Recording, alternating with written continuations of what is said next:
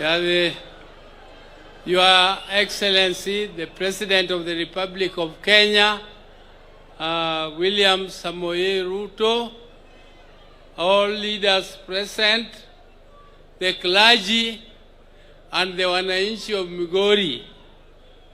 Amoso Ruto ne oyavre uru kendo. Your Excellency, I came here a little late. I was coming from Nairobi. But I was invited by the Member of Parliament, Honorable Junet, to come and pray together with you. So I came to pray, and I listened very keenly to the clergy when they were speaking. They talked of a second chance. And Your Excellency, personally, I am a very truthful man. And I'm pained. I come from Siaya. When my own governor stands up and says that, and he's annoyed. I don't know annoyed with who. He's annoyed. And he says that he just wants to talk the truth. The truth. What truth? Me, I never lie. I always say the truth. And the truth of the matter, Your Excellency, is that we are in broad-based government, not as individual members of Parliament, and not as individual senators. We are there in this broad-based government as a result of a resolution of our party, ODM. And the party signed a 10-point agreement with the UDA government, and that all of us were there. Those who are annoyed, who think that this broad-based government is not right, they are actually vomiting on us from within. Why don't they get out and vomit from without? Because we want our party ODM to have a nice smell, and we want to move on with our people. And before these agreements were signed, there was a lot of consultations. Raila went round as the party leader of ODM, consulting. He came to Migori here, he did the same.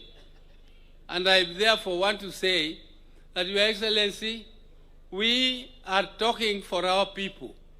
When we are being told that we have to fight for our rights, we have to fight for our rights. Your Excellency, that is what we are fighting for. That is why these our people are there. We are fighting for our rights, and we are elected to do the same. The governor is not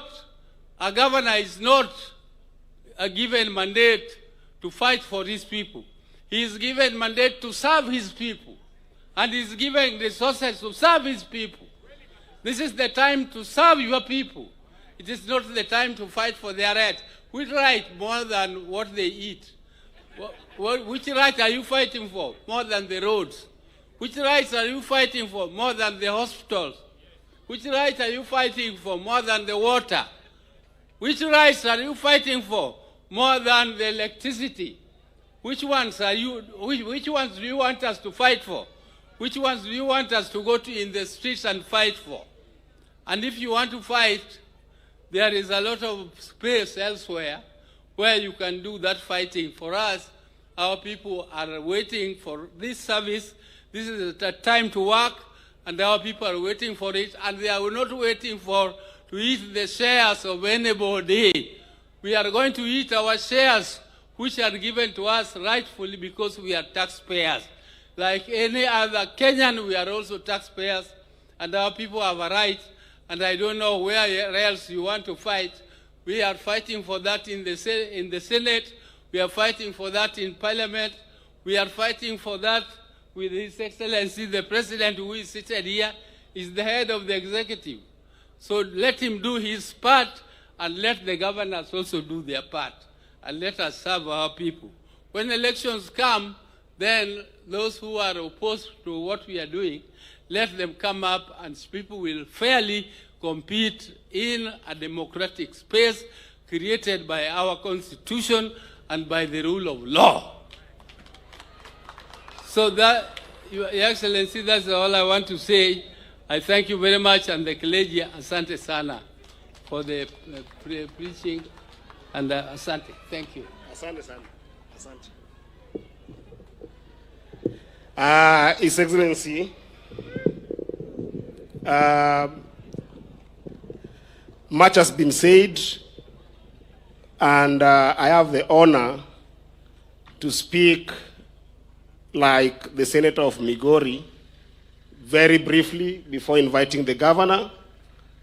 And His Excellency, when I was elected as a Senator for Migori County, through the honor of these wonderful people of Migori you're seeing here, immediately through the leadership of Raila Amolo Odinga, and actually the MP of this area, Honorable Junet Mohammed, I was invited in the neck of the biggest party in the country and in the continent, the ODM party.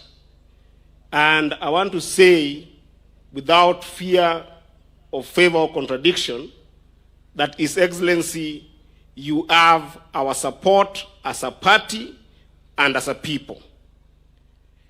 As we started this journey of broad-based, Your Excellency, you sat together with Honorable Raila Amolo Odinga through the leadership of our houses, both houses, and you made me the chairperson of transport, road, and housing. So that in the Senate, when we talk about the critical infrastructure that can equalize a nation, we can be able to read from the same page. And that's where I want to start with a Luo quote for you, Mr. President. In the Luo community, when somebody has a boil, which we call bore, when somebody called Jabe Bor has come to squeeze that bore, hello? Samidi Obur. Majaburo biro wono kro de bur mondi changi. Onge kanya pako kabadi obur no. The most hated person, the most vilified person in Luo community en Jabe Bor. Nikech biyo bur late sawa sawa. Kata mana luang ni nyaka tho. To luang ni tho e chak kato tho e chu. En ni luang ni nyaka choose kumodi tho e. His Excellency, where I sit as the chair of transport, road, and housing, and where I sit as the NEC member of ODM in charge of humanitarian crisis in this country, I understand what you and Raila Amolo Odinga are trying to do is a very difficult job. You are squeezing Bor in Luo. You are squeezing Bor across the country. And I want to make it clear, His Excellency, that as a people, and I'm talking to my people because they honored me to elect me as their senator, every generation has a duty to identify the fight that you're fighting for, your mission, and thereafter choose to betray it or to fulfill it. There was a generation that came before us that included Oginga Odinga, included Tom Mboya, included Jomo Kenyatta, and the rest, who fought so hard that we get independence.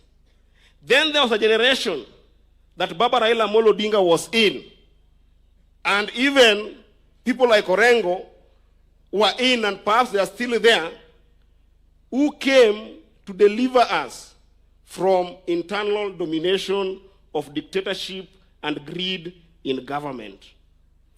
Us as a generation, and this is why we support you, His Excellency, we are bound in the same ideology that your generation, my generation, The leaders who are here must fight the fight of economic equality, economic justice in this country.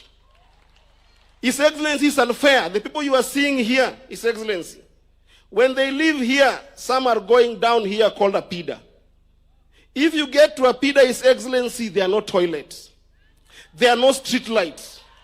Our kids are killed by thugs sometimes because there is no security in those places. If you go to Nyangubo, this is a town, His Excellency. Here in Nyangubo, there are women up to date that still go to something called Soko to get their water. Their parents went to the same Soko. Their grandparents went to the same Soko. Their children will go to the same Soko if we don't correct this economic inequality. And that's why when you say you are working on affordable housing, His Excellency, I wish you the courage that when you stand here, promise the people of Migori County that you will give us 2,000 units here, so that the people from Nyangubo, people from Pandi, and people from Apida can get houses here, Your Excellency. As I finish, Your Excellency, there are two categories of development.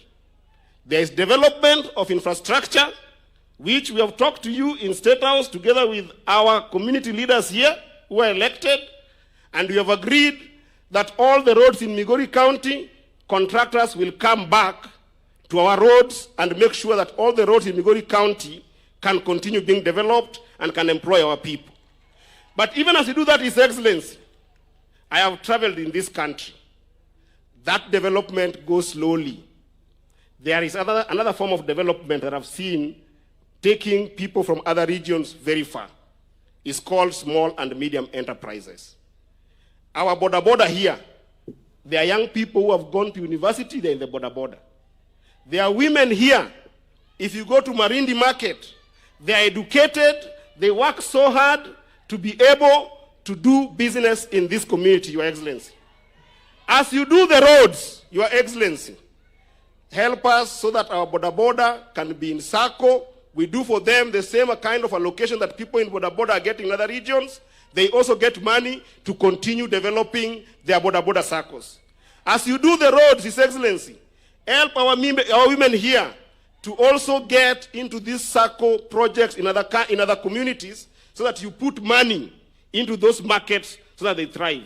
We have planned as a leadership in the county here that on 16th of May, we will have the biggest border circle for the whole county in Awendo. Your Excellency, please let your hand reach there, even if you want to be there in person. We have planned for our women in June to be able to get their circle going in Migori town.